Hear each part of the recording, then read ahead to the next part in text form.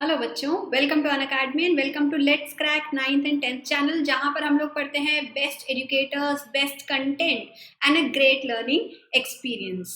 Our motto is let's crack it. So we are here to crack all the exams, all the problems which you are facing, and to give you the best of knowledge possible. I am Vibha Raj. I am from Kota, Rajasthan. और ये link है मेरा जिस पर आप मुझसे connect हो सकते हैं और मेरे वीडियोस को फॉलो कर सकते हैं. तो हम लोग जो चैप्टर पढ़ रहे हैं बच्चों, which is working of the institution, which is a very very very important chapter for our class 9th syllabus. It is also very important for NTSC and it is also a very basic chapter up to the level of UPSC. क्यों? क्योंकि इसके अंदर हम लोग पढ़ते हैं about the organs of the government, legislature, executive, judiciary. इनके बारे में हम लोग डिटेल में पढ़ते हैं. चैप्टर में उतना ज्यादा डिटेल नहीं दिया हुआ, but I will make sure to give you all the essential information required. तो हम लोग ऑलरेडी चैप्टर को इंट्रोड्यूस कर चुके हैं. हम लोगों ने द ओबीसी रिजर्वेशन स्टोरी वो पढ़ा. हम लोगों ने लेजिस्लेचर के बारे में प्रीवियस लेक्चर के अंदर पढ़ा. और अब हम इंट्रोड्यूस करेंगे एग्जीक्यूटिव्स को. Executives which have the function to execute or to implement the law. इस एग्जीक्यूटिव वाले पार्ट को हम दो हिस्से के अंदर पढ़ेंगे बच्चों, क्योंकि थोड़ा बड़ा है ये. तो आज के हिस्से में हम लोग इसका फर्स्ट पार्ट पढ़ रहे हैं, which is prime minister and the council of minister. Prime minister being the most important executive in our Indian whole system, ruling system. So let's move on from this. Before we go into that, थोड़ा सा Unacademy के बारे में बात करते हैं. आप Unacademy के ऊपर unlimited live and recorded courses देखते हैं. आपको इंडिया के बेस्ट एजुकेटर्स के साथ में पढ़ने को मिलता है. एंड अनडाउटेडली आप इंडिया के लार्जेस्ट लर्निंग प्लेटफॉर्म के ऊपर हैं. आपको बहुत बहुत सारे बेनिफिट्स यहाँ पे मिलते हैं. आपको मिलता है डेली लाइव क्लासेस, मतलब जैसे आप क्लासरूम के अंदर अपने टीचर से इंटरैक्ट करते हैं, डिस्कशन करते हैं, डिबेट करते हैं, वैसे ही यहाँ पर भी सारे डिस्कशंस आपको मिलेंगे. आप अपने डाउट क्लियरेंस कर सकते हैं और क्लासरूम में पोल्स में पार्टिसिपेट कर सकते हैं अलॉन्ग विद योर फ्रेंड्स. आपको daily live test and quizzes भी मिलते हैं. मतलब आपने अपनी पढ़ाई जो की है उसको एनालाइज करने का मौका मिलता है, इवैल्यूएट करने का मौका मिलता है, और एक डिटेल्ड एनालिसिस आपको मिलता है कि आपकी परफॉर्मेंस में क्या आपके पॉजिटिव पॉइंट्स थे और क्या आपके नेगेटिव पॉइंट्स थे. आपको एक पूरी तरीके से स्ट्रक्चर्ड कोर्स मिलेगा. मतलब आपके सारे सब्जेक्ट्स, आपके सारे डाउट सेशंस, आपके सारे टेस्ट, सब चीज़ें आपके पास में अवेलेबल होंगी प्री डिफाइंड मैनर के अंदर, ताकि आपको कहीं पर भी भटकना नहीं पड़ेगा अपने किसी भी डाउट को क्लियर करने के लिए, या कोई क्लास अटेंड करने के लिए, या टेस्ट देने के लिए. और best of everything, unlimited access. सबसे बढ़िया चीज़, आप जितनी भी बार चाहें उतनी बार वीडियोस को देख सकते हैं, एक्सेस कर सकते हैं, और आपके लिए इसके ऊपर कोई लिमिटेशन नहीं लगेगी. तो इतने सारे बेनिफिट्स आपको अनअकैडमी प्रोवाइड करता है. इसके साथ में एक और बेनिफिट आपको मिलेगा. The benefit is of free live classes. Free live classes बच्चों आपको मिलती है by downloading the Unacademy learning app. जैसे आप अनअकैडमी लर्निंग ऐप डाउनलोड करते हो, वैसे ही आपको मिलेगा opportunity to watch these free live classes which are called special classes. तो आपको अपनी क्लास चूज करनी है and then you can watch special classes of that standard. और आपको इसके लिए कोई पेमेंट नहीं करना होता है. ऑलमोस्ट सारे एजुकेटर्स आपको यहाँ पर देखने को मिलते हैं and they are teaching in very interesting manner, and you will see the level of teaching that we have here on Unacademy. आपको देश के सबसे बेहतरीन एजुकेटर्स के साथ में काम करने का मौका मिलेगा, उनसे पढ़ने का मौका मिलेगा, और आपके सारे सब्जेक्ट्स के सारे डाउट्स कवर होंगे. मतलब maths, social science, Hindi, science, English, हम लोग सब कुछ कवर करेंगे. कोई सब्जेक्ट आपका पीछे नहीं छूटेगा. तो आप कैसे हमसे जुड़ सकते हैं? सिंपल प्रोसेस है. आपको अनअकैडमी लर्निंग ऐप डाउनलोड करना है और आपको यहाँ पर CPSC कैटेगरी में अपनी क्लास चूज करनी है. आप क्लास 10 के हैं तो क्लास 10 चूज कीजिए, क्लास 9 के हैं तो आप क्लास 9 चूज कर सकते हैं. क्लास 9 के लिए आपके पास में ये सब्सक्रिप्शन ऑप्शंस अवेलेबल हैं. आप अपनी मर्जी से 1 ईयर, 2 ईयर, 3 ईयर या 4 ईयर सब्सक्रिप्शन ले सकते हैं, which is only 36,000 for 4 year, मतलब आपका पूरा हाई स्कूल इसके अंदर कवर हो जाएगा, class 9th 10th 11th and 12th।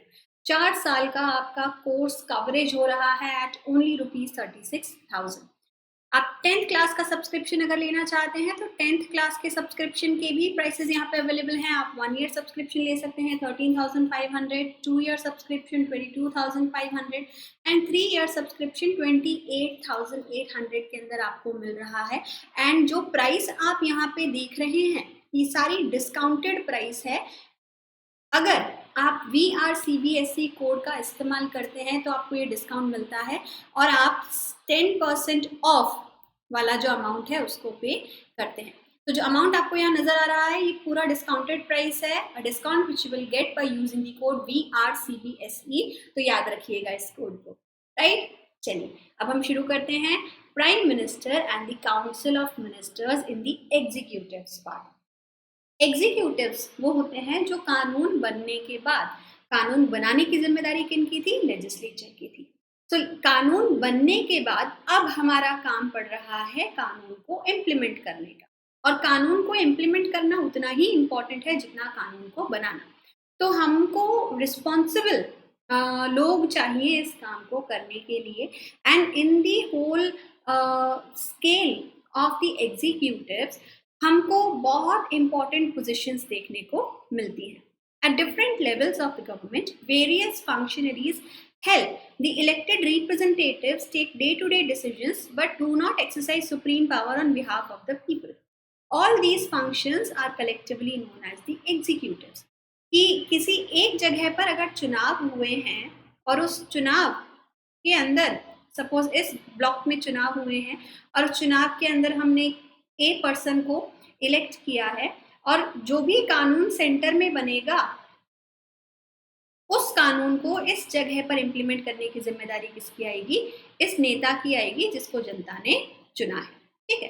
They are called executives because they are in charge of the execution of the policies. They are responsible for implementing all those policies which are created and formed at the center. Thus, when we talk about the government, we usually mean the executive. तो जब भी हम लोग सरकार की बात करते हैं, सरकार वही होती है जो हमारे लिए काम करती है, एग्जीक्यूशन करती है कानूनों का। तो यूजुअली एज अ सिनोनिम इस्तेमाल में लिया जाता है। अब जितने इम्पोर्टेंट लेजिस्लेचर था उतना ही इम्पोर्टेंट एग्जीक्यूटिव भी है। लेजिस्लेचर देश के लोगों की ज़रूरत को ध्यान में रखता हुआ कानून बनाता है, बट सिर्फ कानून बना देने पर आपका काम खत्म नहीं हो जाता। जब तक ये कानून एग्जीक्यूट होकर, इम्प्लीमेंट होकर जनता तक नहीं पहुंचता, तब तक सिर्फ पेपर में बने हुए कानून का कोई फायदा नहीं है। तो ये ध्यान रखना बहुत ज़रूरी होता है कि जितना अच्छे से कानून बनाया गया है उतनी ही अच्छे से इसको इम्प्लीमेंट भी किया जाए और देश के हर कोने में इवनली इम्प्लीमेंट किया जाए विदाउट एनी डिस्क्रिमिनेशन। तो इम्प्लीमेंटेशन की जिम्मेदारी आती है एग्जीक्यूटिव्स की। टेक्निकली जो एग्जीक्यूटिव्स हैं इसको हम दो टाइप्स में डिवाइड करते हैं। एक होते हैं पॉलिटिकल एग्जीक्यूटिव्स और एक होते हैं परमानेंट एग्जीक्यूटिव। जो पॉलिटिकल एग्जीक्यूटिव्स होते हैं they are the people which are chosen through a process of election.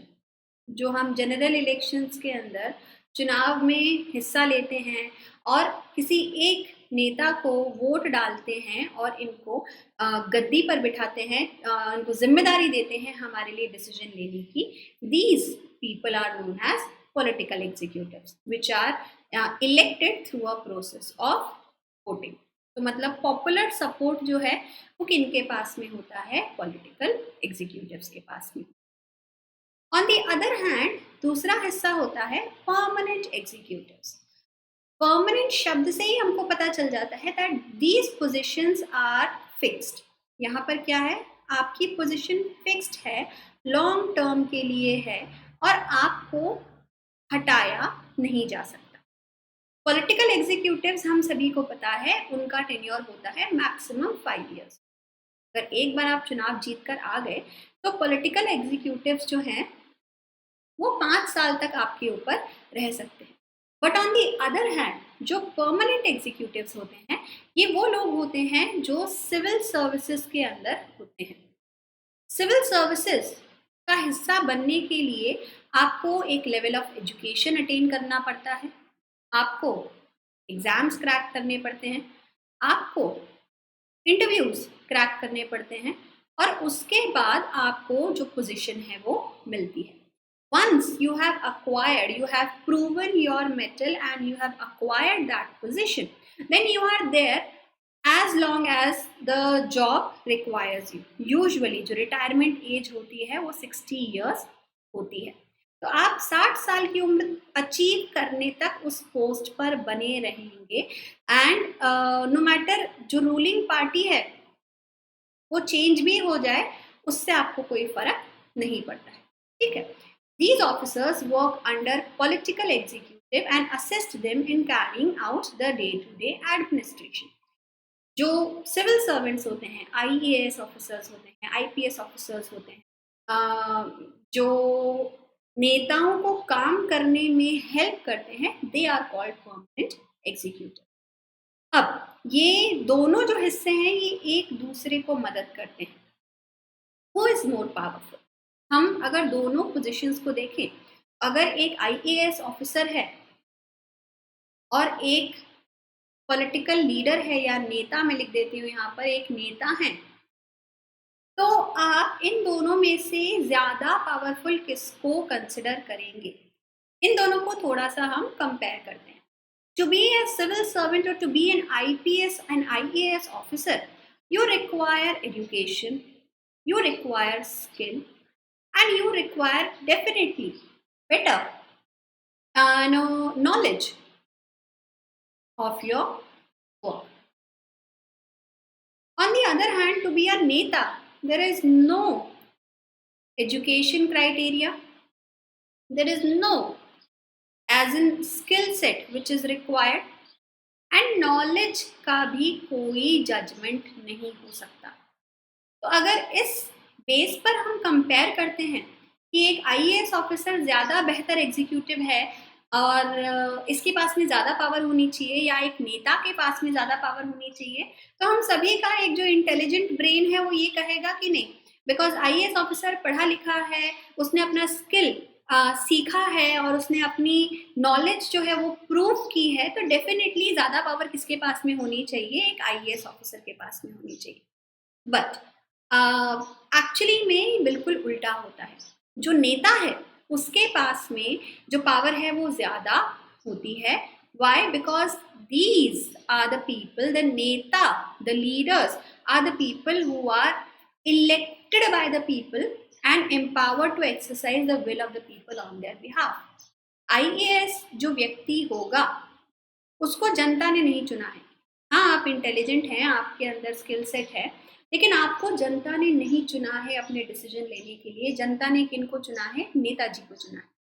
तो जो पॉलिटिकल लीडर है, they are answerable to the people, क्योंकि जनता के बिहाफ में ये डिसीजन ले रहे हैं. तो कोई भी डिसीजन लेने से पहले उनको बहुत सारे एस्पेक्ट्स को ध्यान में रखना पड़ता है. हो सकता है किसी क्वेश्चन का आंसर लॉजिक के हिसाब से अलग हो, लेकिन जनता के हिसाब से उस आंसर को हमें ट्विस्ट करना पड़े.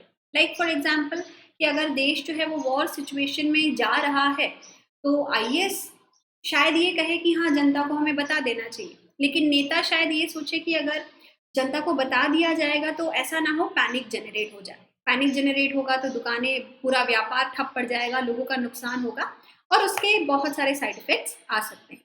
तो क्या चीज़ एक सही डिसीजन हो सकती है और क्या उसका रिएक्शन होगा, ये चीज़ डिसाइड करना नेताजी की जिम्मेदारी है, क्योंकि जनता ने ये हक जो है वो नेता को दिया है. Hence, the experts can tell the route, but someone with a larger view decides the destination. So in a democracy, the elected ministers perform this role. हमारे पास में political executives ज़्यादा ताकतवर. हाँ, पूरा का पूरा जो permanent executives का हमारा lot है, they are there to provide with the data and with the suggestions and better options. But at the end of the day, the decision of the leader is final and irrevocable. The Prime Minister and the Council of Ministers. जब हम executives की बात करते हैं तो executives में सबसे highest executive जो आते हैं, the highest head of the government is known as the prime minister. अब आप लोगों के दिमाग में ये बात आ रही होगी कि वो राष्ट्रपति होते हैं। Yes, officially according to the constitution the head of the state is the president, and the president exercises almost all the powers, but most of the powers are only on papers. So actual executive powers जो है वो कौन exercise करते हैं? Prime minister exercise करते हैं। President के बारे में भी हम लोग डिटेल में पढ़ेंगे अगले लेक्चर के अंदर, बट आज हम डिटेल में पढ़ रहे हैं prime minister and the council of ministers. Prime minister is the most important political institution in the country, क्योंकि सारी ताकत प्रधानमंत्री के पास में होती है। भारत एक पार्लियामेंट्री सिस्टम ऑफ गवर्नमेंट को प्रैक्टिस करता है, जिसके अंडर सबसे ज्यादा ताकतवर जो है वो प्राइम मिनिस्टर होते हैं। प्राइम मिनिस्टर का अपॉइंटमेंट कैसे हो?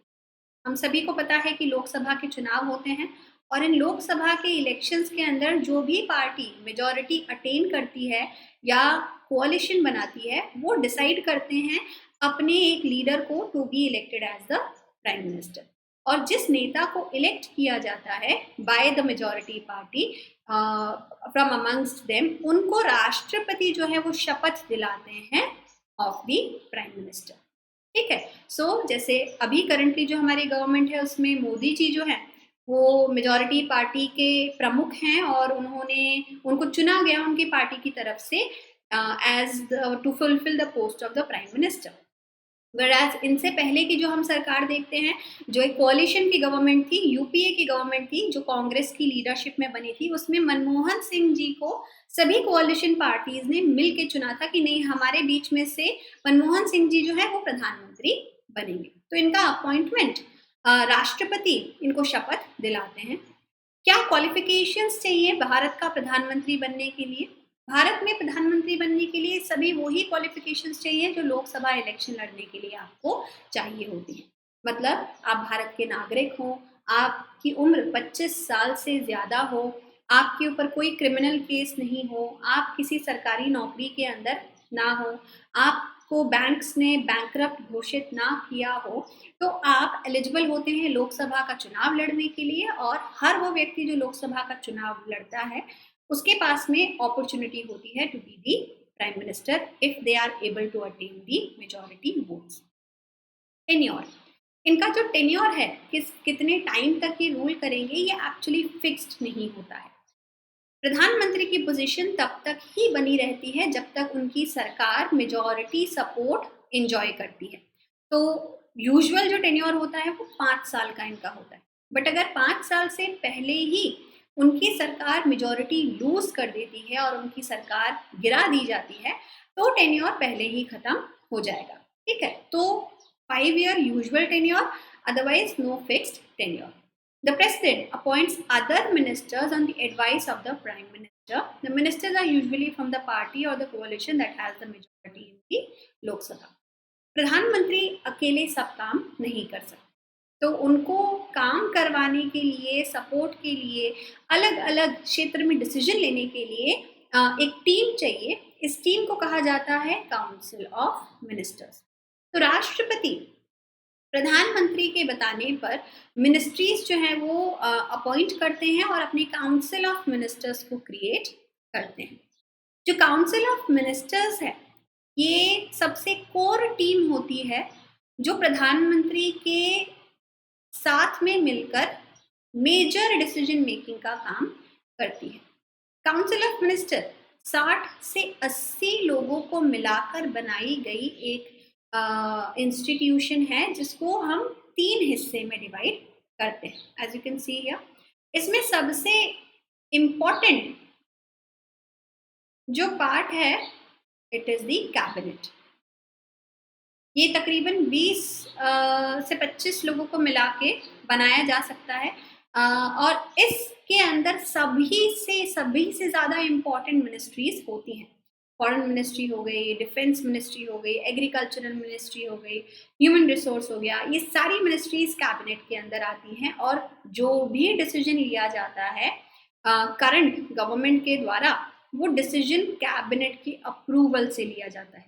तब कोई भी कानून लाने से पहले या बदलने से पहले कैबिनेट की मीटिंग बुलाई जाती है, उसमें सभी बैठते हैं, डिस्कशंस करते हैं, वोटिंग करते हैं और कोई चीज़ अप्रूव होने के बाद ही इसको पार्लियामेंट में इंट्रोड्यूस किया जाएगा।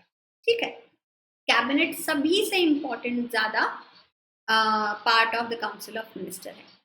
इनको असिस्ट करने के लिए होते हैं मिनिस्टर्स ऑफ स्टेट। कि फॉर एग्जाम्पल अगर कैबिनेट के अंदर एग्रीकल्चर मिनिस्ट्री है तो स्टेट्स के अंदर भी एग्रीकल्चर मिनिस्ट्री है, और जो डिसीजन कैबिनेट में लिया गया है उसको जो मिनिस्टर्स ऑफ स्टेट हैं वो सजेस्ट करते हैं, चेंजेस जो है वो उनको प्रॉम्प्ट करते हैं और कोशिश करते हैं उनको एज एन असिस्टेंट फंक्शन करने की। So the ministers of state with independent charges are usually in charge of smaller ministries. They participate in the cabinet meeting only when specially invited to. ये independent charges वाले होते हैं।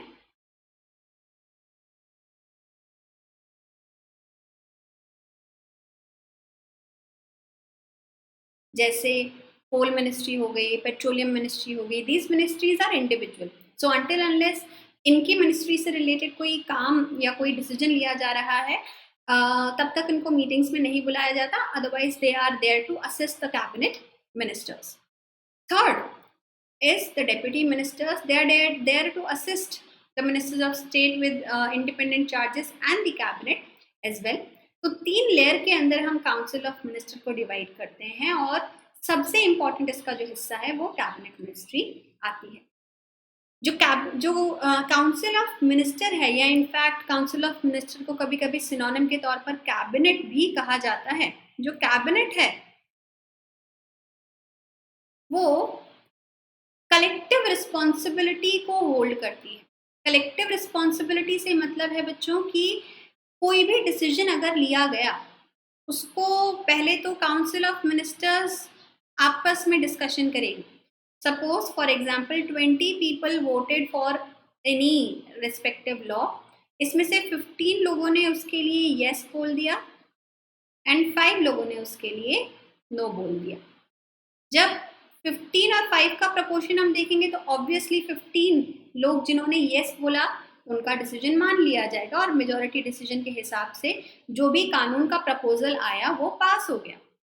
But ये बात ध्यान रखें कि जैसे ही ये कानून पास होता है और अब इसको पार्लियामेंट में लाया जाएगा, these 5 people who said no inside the cabinet meeting, they cannot now go against it. They also have to show their support because the decision which was taken, it was a collective decision of the team. उस समय पर जब ये meeting internally कर रहे थे तब ये अपनी डिफरेंट ओपिनियन प्रेजेंट कर सकते हैं, तब उनके पास में आज़ादी होती है।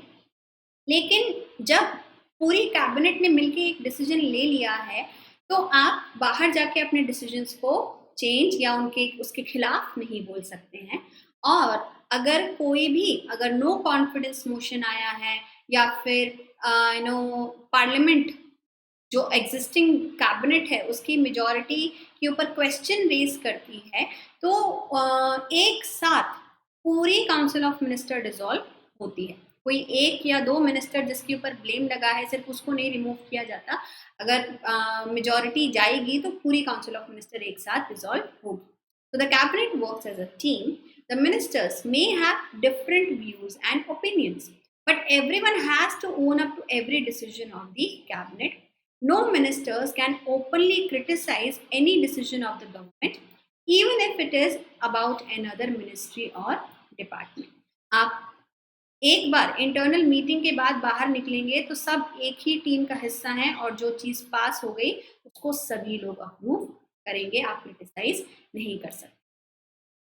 क्या क्या पावर्स हैं प्राइम मिनिस्टर के पास में? वैसे ऑन पेपर प्राइम मिनिस्टर के पास में कुछ ज़्यादा पावर्स आपको नहीं देखने मिलते, बट इन रियलिटी सारी पावर्स जो है वो प्राइम मिनिस्टर ही एक्सरसाइज करते हैं and he is known as the head of the government. Head of the state राष्ट्रपति कहलाते हैं। He chairs the cabinet meetings, जितनी भी मीटिंग्स होंगी उसमें चेयर पोजीशन पर, चेयरमैन पोजीशन पर वो बैठेंगे, हेड पोजीशन पर वो बैठेंगे। He coordinates the work of different departments. अलग अलग मिनिस्ट्रीज में जो भी काम हो रहे हैं उसको उनके ऊपर नज़र रखते हैं वो और ध्यान रखते हैं, मॉनिटर करते हैं कि किस जगह पर काम सही से हो रहा है या नहीं हो रहा है। All ministers work under his leadership. The Prime Minister distributes and redistributes work to the ministers. He also has the power to dismiss ministers. प्रधानमंत्री मिनिस्ट्रीज एलोकेट कर सकते हैं। वो सिर्फ एलोकेट ही नहीं करेंगे, वो मिनिस्ट्रीज शफल भी कर सकते हैं कि पहले एचआरडी मिनिस्ट्री इनके पास में थी, फिर उसके बाद 1 साल के बाद इन्होंने इनको प्रोवाइड कर दी। तो वो मिनिस्ट्री डिस्ट्रीब्यूट करते हैं, रीडिस्ट्रीब्यूट कर सकते हैं और वो मिनिस्टर्स को पोजीशन से हटा भी सकते हैं। When the Prime Minister quits, the entire ministry quits. अपना टेन्योर पूरा करके जैसे ही प्रधानमंत्री अपनी पोजीशन छोड़ते हैं, वैसे ही पूरी काउंसिल ऑफ मिनिस्टर की पावर खत्म होती है और सभी को डिसॉल्व किया जाता है। The prime minister controls the cabinet and parliament through the party. Prime minister क्योंकि कैबिनेट को हेड कर रहे हैं, तो जो डिसीजन कैबिनेट में लिया गया वही पार्लियामेंट में एज अ प्रपोजल जाता है और पार्लियामेंट को ओवरऑल प्राइम मिनिस्टर के कंट्रोल में देखा जा सकता है। Problems faced by the prime minister of a कोalition government. हम देखते हैं कि 2 तरीके से गवर्नमेंट बनाई जा सकती है। एक तो विद एब्सोल्यूट मेजॉरिटी, जैसे अभी करंटली भारतीय जनता पार्टी की सरकार आपको देखने को मिल रही है कि एक पार्टी जो है वो सिंगल हैंडेडली सारी मेजॉरिटी होल्ड कर रही है और जो उनके प्रधानमंत्री होंगे वो बहुत ताकतवर होंगे क्योंकि सब पूरा का पूरा लोकसभा उनके कमांड के अंदर है। हम देखते हैं जवाहरलाल नेहरू जी जो भारत के पहले प्रधानमंत्री बने और उनके बाद उनकी सुपुत्री इंदिरा गांधी जी जब आई, तो ये दोनों ऐसे प्रधानमंत्री थे जिन्होंने इनॉर्मस अथॉरिटी एक्सरसाइज की। इनके कंपटीशन में कोई और पॉलिटिकल पार्टी नहीं थी, इनके पास में बहुत सारी पावर्स थी एंड इनके डिसीजंस को कोई चैलेंज नहीं कर पाता था क्योंकि जो ऑपोजिशन था उसके अंदर यूनिटी नहीं थी और ऑपोजिशन में लोग भी कम थे। लेकिन धीरे धीरे धीरे हम देखते हैं कि इन नेताओं के बाद कोई और बड़े नेता नहीं आए और एक ट्रेंड शुरू होता है which is known as coalition government. Coalition government होती हैं when 2 or more political parties come together to form government। जब 2 से अधिक पॉलिटिकल पार्टीज साथ में आएंगी सरकार बनाने के लिए। ऐसी स्थिति में जो प्रधानमंत्री की पोजीशन है जो एब्सोल्यूट मेजॉरिटी में बहुत पावरफुल थी, ये थोड़ी सी शेक हो जाती है और प्राइम मिनिस्टर जो इस पोजीशन में बैठे हुए हैं, जो एक कोalition की सरकार चला रहे हैं, वो कहीं ना कहीं थोड़े से लेस पावरफुल हो जाते हैं। क्यों? क्योंकि ये अपनी मर्जी से सारे डिसीजन नहीं ले सकते। हम देखते हैं कि 1998 के अंदर अटल बिहारी वाजपेयी जी की सरकार बनती है under national democratic alliance, NDA की गवर्नमेंट बनती है। तो इस कार्टून में हम देखें कि एनडीए की गवर्नमेंट में जब अटल बिहारी वाजपेयी जी प्रधानमंत्री की पोजीशन पे बैठे तो उनकी प्रधानमंत्री की गद्दी जो थी, उनकी कुर्सी जो थी, वो बहुत सारी पार्टीज से मिलके बनी हुई थी और पावर को एक्सरसाइज करने के लिए उन्हें सभी को खुश करना पड़ता है। अगर कोई भी उनका सपोर्ट चला जाएगा तो उनकी गद्दी टूट जाएगी और वो प्रधानमंत्री नहीं रह पाएंगे। ऐसी ही स्थिति इनके बाद आई 2004 के अंदर जब यूपीए की गवर्नमेंट बनती है under the command of Congress, जिसमें मनमोहन सिंह जी जो थे उनकी प्रधानमंत्री की पोजीशन ऑलमोस्ट वैसी ही थी जैसी अटल बिहारी वाजपेयी जी की थी।